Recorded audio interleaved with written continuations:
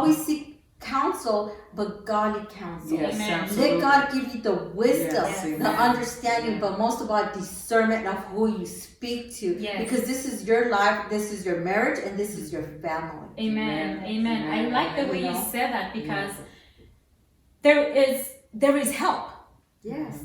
It's where you go and find help. Yes, absolutely. You see, like I was trying to go find help in other men, but that's not where my help was. No. My help was in God. Yes. To understand spiritually, who am I dealing with? Yes. First of all, I'll tell you that abuse is a spirit. Yes, it is. Just like love is a spirit. The Bible says that God has not given us a spirit of fear, but a spirit of power, love, and a sound mind. So if love is a spirit, fear is a spirit, abuse is a spirit. Yes. Do you see there is usually a pattern in abusive people? They do that. If you go to a counselor, they'll tell you an abusive man does 1, 2, 3, 4, 5. Anything you can put a hand onto that is like a diagnosis is a spirit. Because it's a personality that operates in that way. Yes. It's almost like saying children operate like this, because you know this is how children do. And abuse is a spirit. Abuse is a spirit. Yeah. It seeks to isolate you from other people. Yes. My husband, he isolated me. He would tell me, you know, you're too smart for other women. Don't talk to them. You're very smart. They'll make you down. But when I started talking to other women, that's when I realized you're not supposed to be abused. You mean this is not normal? Yes, amen. And the stupid me was thinking, no, I'm not supposed to be talking to other women because they're going to make me dumb. I'm very smart. Before you had cell phones, because that was Yeah. I had a premature baby, and so when I took him to the doctor's appointment and I needed to go and, you know, like how you just want to go and visit another woman who is a friend of yours and has a baby, so you can talk about your baby. Right. I could not, even if it was 5 minutes from my doctor's appointment. I had to stop at a phone booth, call, ask for permission. Wow. If he finds out that I was there, and I cannot tell this woman, please don't tell my husband, because they know something is going on in my house. Right. Now, if I just happened to go, and my husband found out that I was with another woman, that's it. Controlling. Yeah, control. It got to a point where all the abuse, the words came out and all this, that one day I knew I have to go. Because he's getting to a place where you can always sense when it's going to arise and become so bad. Because it would be, like I said, his hands are big, yeah? So he used to hold me. Like one hand, hold me both hands. And he would yank out every phone in the jack because he knew I would run maybe and call the police. But I even remember this one time that I did that. He did that and I called the police quickly. And our baby was only 6 months old. The police did come because I hung up. And the police came to the door. He just told them, oh, the baby was playing with the phone. A 6-month-old. Right. This officer never bothered coming in to find out the truth. Investigate. Yeah. He just accepted that and he left. So I'm telling you, this spirit, you know, it suppresses you. It causes you to be depressed. That is what the depression was. And suicidal. That's why I was suicidal, because I was like, I gotta take myself out. But the most wonderful thing happened is when we went to this couple's meeting. In this couple's meeting, it was so beautiful. I was looking at this man talking like this.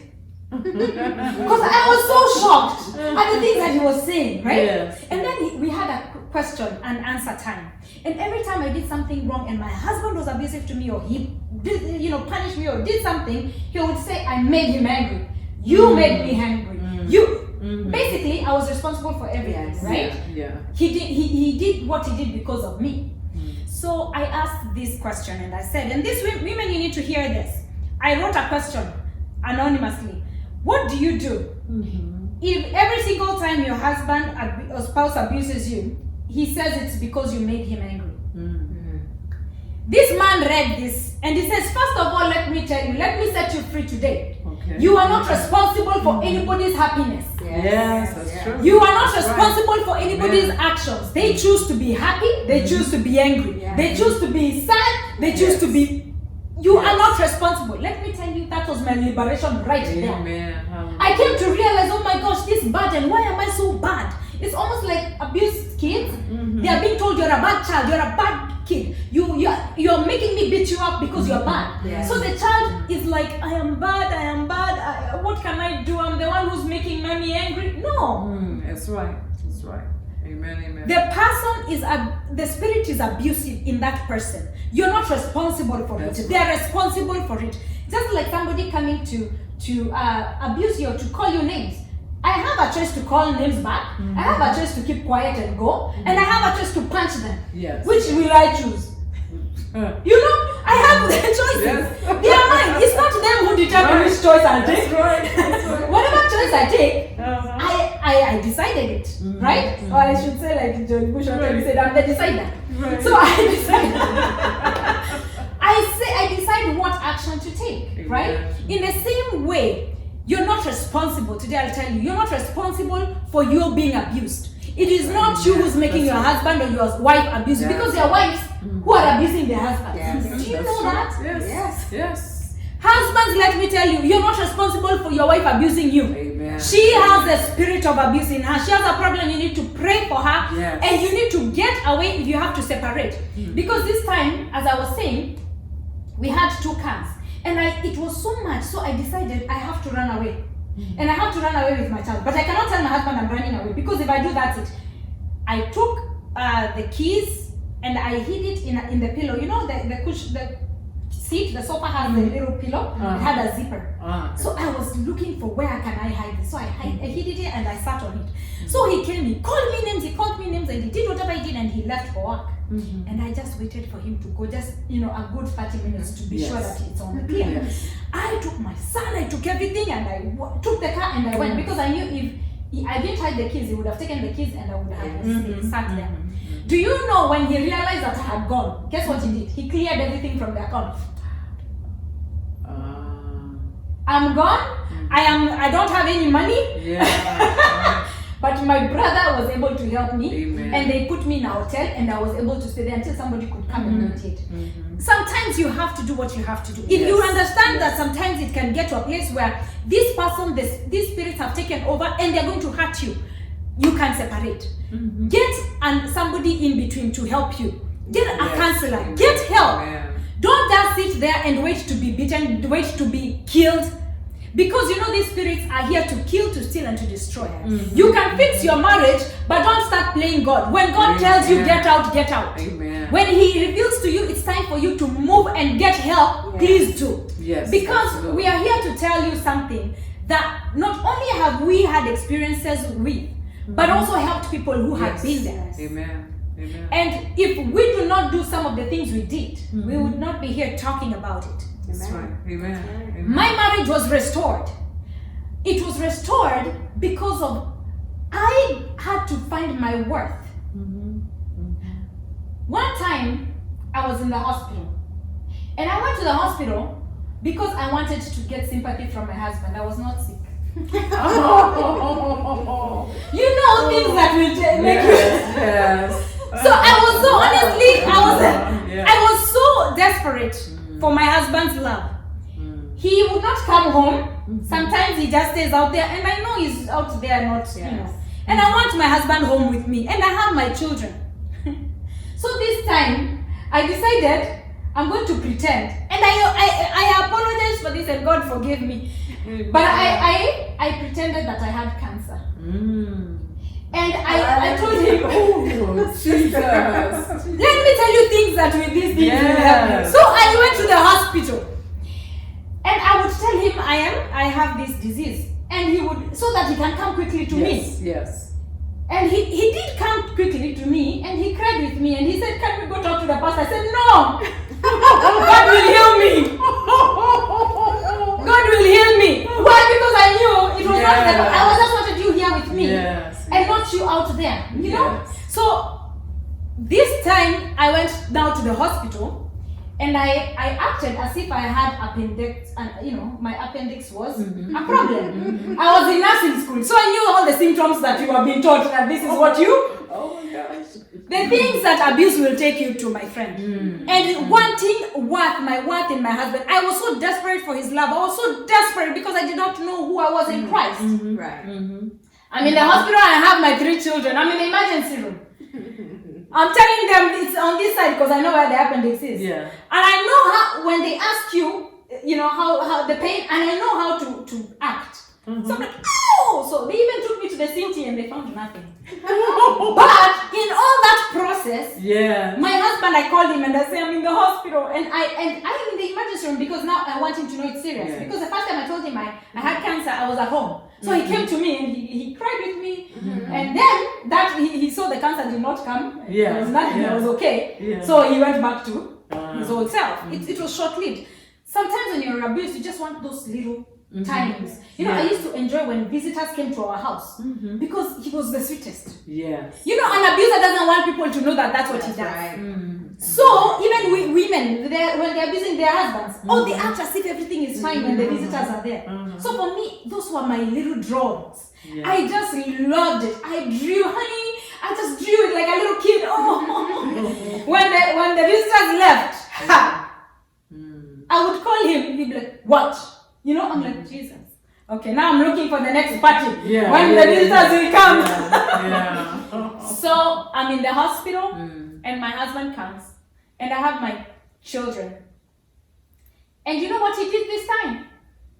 He did not care why I was in the hospital for. He came and he took the children and he left. Did not talk to me, did not want to find out why I'm in the hospital, did not give a damn, he didn't care. He took the children and he left. And I was left in the hospital bed and I'm broken. I'm crying. Yes. I'm inconsolable. The doctor comes and they discharge me, and obviously there's nothing wrong. I am this dramatic woman. So I go home, and I know there was nothing wrong with me. So I go home, and as I'm driving home, and I'm like, man, what if I was really dying for real? He didn't care. He didn't even want to know what was going on with me. I'm crying my tears. I'm crying so bad. I'm so hurt. And so clearly, the voice of the Holy Spirit of God, he said, whoever sits on the throne rules the nation. Yes. Yes. I said, what? He says, you have your husband on the throne.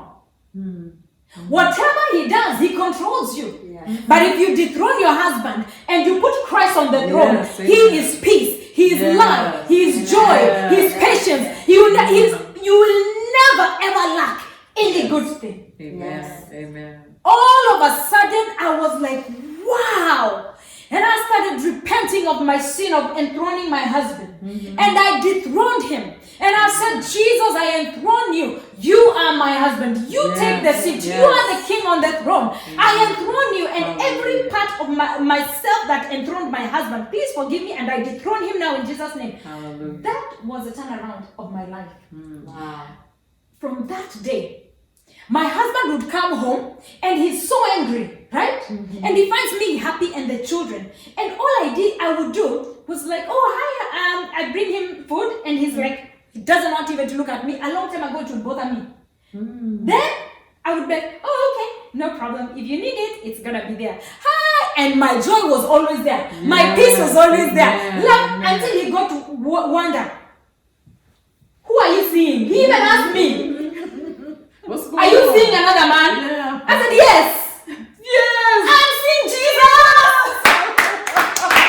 Let me tell you, you got to have the man that is above every other man. Yes. The man, Jesus Christ, Yes. whose love is unconditional, Yes. who makes you know you're worth it. Yes. Absolutely. Oh my gosh, he loved me when I was unlovable. Yes. He gave me joy and peace when my husband didn't give me. Up to today, my husband knows that he's not on the throne. Jesus is on the throne. Yes. And it doesn't matter what, I am loved. Amen. He never would compliment me or tell me I look good. I knew I looked good because the Holy Spirit. I am created in the image and likeness Yes. of God. Yes. Hey, God looks good. Yeah, that's right.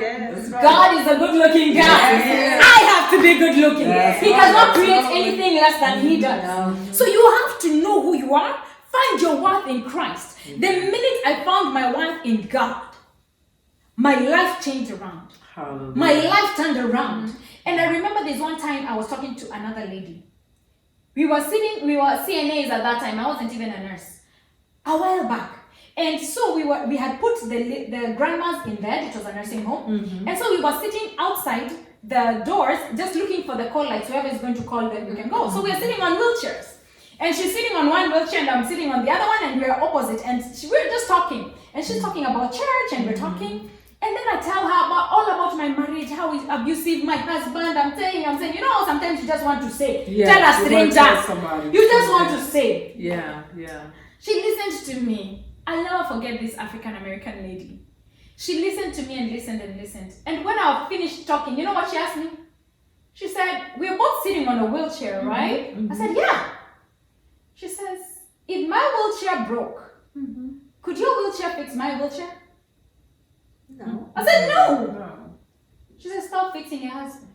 Amen. Only God can fix it. Only God can. I was like, man. Only God can. But she said, you need to go and ask God to fix you. Yes. Amen. A lot of the times we are very quick to point a finger to somebody else. When I came to realize I have to find my worth in God, I did not take my husband to God. I took myself to God. Yes, that's what we must do. I took myself and I said, here I am. Yes. I have not known my worth. I do not know who I am in you. I want to know you. Anything that is not of you, take it out from me. Fix me. Amen. Because if you fix me, then I know you will fix my husband. Yes. But if you fix my husband and then you don't fix me, then I'll be the problem. I'll be the broken piece. Why are we so quick to tell God, fix him or fix her, while you're not quick to come fix me first? Yes. Amen. And when I did that, and when I told God, fix me first, when he showed me my worth, guess what happened? My husband started seeing God. Yes. And they turned around in my life. Amen. And he even got to a place, he said, now you know what? You got everything, Holy Spirit, everything, Holy Spirit. You have to choose between me and the Holy Spirit. Because I was so in love with the Holy Spirit that he was so jealous. You got to be so in love. Such a friendship that they get jealous of you. Yes. Until you get there, you haven't gotten anywhere yet. That's right. Because guess what? When the jealousy came, the breaking point is like, I'm divorcing you for the Holy Spirit. That was a good point to get. Because you know what? He realized. And I told him, man, I'll sign it. I will. Because the Holy Spirit and you cannot even compare. That's right. You cannot be compared. He is love. He has brought me to a place. And so he started seeing the change in me, and the love, even regardless, he started enjoying and wanting this Holy Spirit. Yes. He came from being so mad at the Holy Spirit to being the best friend of the Holy Spirit. Yes. Hallelujah. I'm telling you now, my husband and the Holy Spirit are so much of friends that we are all friends, the three of us now. Amen. That's right. It became a place where now the three strand cords cannot be broken. Oh man, my husband. See, that's what the Bible says. You know, the Bible says that how do you know your spouse will not know God through you, through your life? That's right. We are the ones to draw them to God through our lives. That's right. Can he see God in you? After he understands this is not me, because I'm the one who put her down.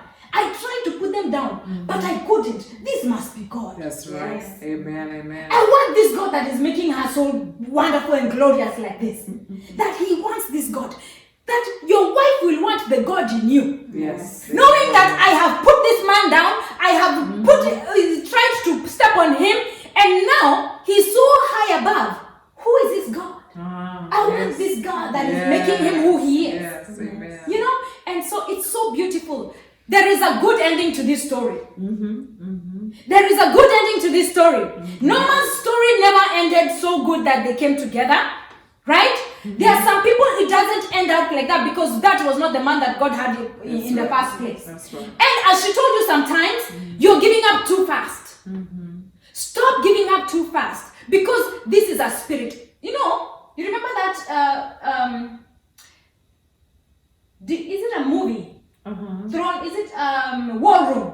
Yes, War Room. Now, who's going to go? My husband or the devil? Okay. The spirit of abuse is the one to go, not my husband. Amen. And when you come to understand that, you know what, you're going to choose between the devil staying in your house and you kick your husband out, or you kick the devil out and leave your husband alone. Amen. So you are the one to wage war. Yes. and go in and tell the devil, you're the one to leave my house. Yes. My husband is not leaving the marriage. That's You right. are the one to leave my marriage. You are the invader. You are the Yes, intruder. you're evicted. You have to be evicted. There you go. Yes, I'm giving us a tell him, listen, when we were married, the Bible says that let no man put asunder. Where two people are together. Now the devil is coming to separate you with the spirit of abuse, the spirit of anger. You know, anger and rage is what causes all this abuse. Yes, absolutely. So anger, rage, jealousy, crazy jealousy. You even wonder. Insecureness. Insecurity. Yes. It's a big spirit that has entered into marriages. Insecurity. Yes. Insecurity. Because it causes division, and where the division starts, your marriage will crumble. Yes. If you allow it. But if you're wise and you start praying for discernment, Yes, and absolutely. start asking God to show you, He will show you Absolutely. what's coming in. Yes. And you're able to fight, and you're able to stand, and you're able to defeat the enemy, and you're going to become one accord. Yes. Amen. Like the word of God has said. Yes. Because when He joined you two, you become one. Yes. Not Amen. two. Amen. Correct. Amen. That's what you said. You know? You become one. Become one. And that is when I was talking about when Alicia said you can pray for your husband. You can take deliverance for your husband. Yes. When I decided enough is enough, I'm not living with no more devils in my house. Amen. I said, you know what?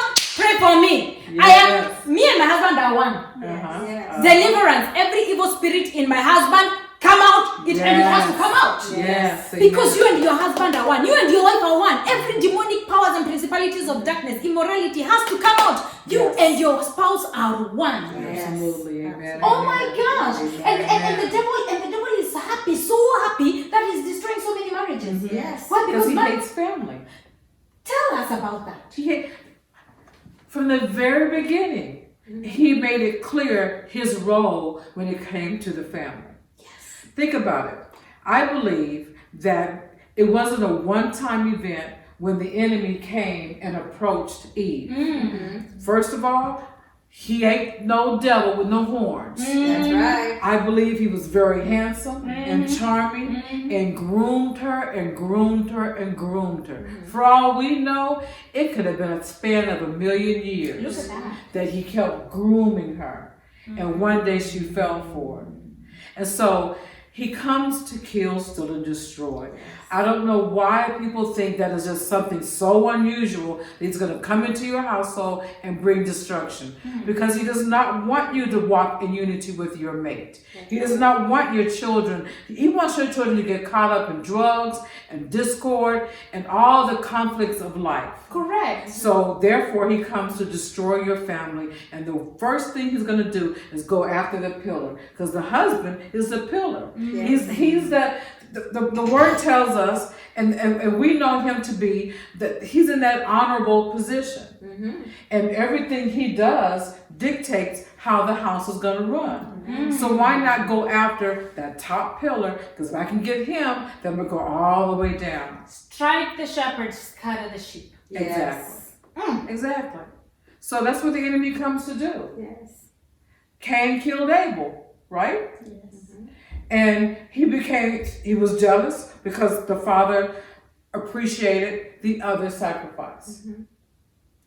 So therefore, jealousy comes in.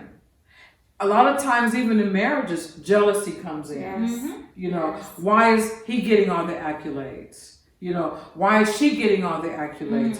What's so special about them? Instead of seeing that this is a compliment to you, when your spouse is being elevated, and when your spouse is getting higher, it should be a compliment to you. Absolutely. It shouldn't be a threat. Absolutely. And that's why you were talking about insecurity.